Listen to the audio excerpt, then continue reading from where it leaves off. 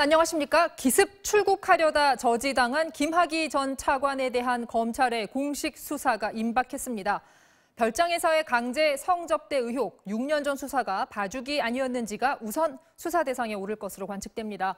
김 전 차관은 오늘 입장문을 내고 도피 의도는 전혀 없었다고 강조하면서 자신에 대한 출국 금지는 법적 요건을 갖추지 못한 조치였다고 주장했습니다. 첫 소식 먼저 박민주 기자입니다. 내일 오후 열리는 검찰 과거사위원회 회의에서 과거사 진상조사단은 검찰의 공식 수사가 필요하다고 판단한 혐의들을 보고할 예정입니다.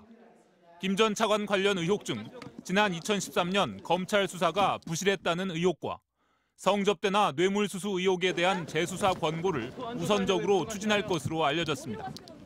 직권남용죄는 공소시효가 7년이어서 당시 수사 과정에서 봐주기 정황이 확인되면 처벌할 수 있습니다. 뇌물수수 혐의 역시 1억 원 이상의 금품이나 향응을 받았다면 15년의 공소시효가 적용돼 형사처벌이 가능합니다.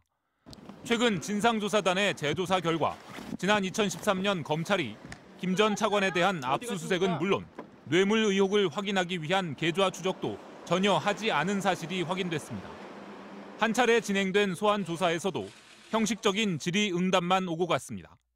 따라서 당시 수사팀을 상대로 수사 과정에 외압 또는 봐주기 시도가 있었는지와 김 전 차관이 뇌물을 받진 않았는지 등에 대해 먼저 검찰 수사를 권고할 가능성이 높다는 분석입니다. 심야에 출국 시도가 있었던 만큼 검찰 과거사위원회가 수사를 권고하면 검찰은 이른 시일 내에 수사에 착수할 것으로 보입니다. 한편 김 전 차관 측은 본인의 출국 금지에 대한 입장문에서 도피 의도는 전혀 없었다면서 죽어도 조국에서 죽어 조국에 뼈를 묻겠다고 밝혔습니다.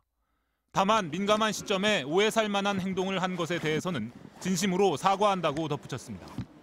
이어 출국 금지 신청은 수사기관만 할 수 있도록 돼 있는데 현재 검찰 과거사 진상조사단은 수사기관이 아니기 때문에 위법한 출국 금지라고 주장했습니다. MBC 뉴스 박민주입니다.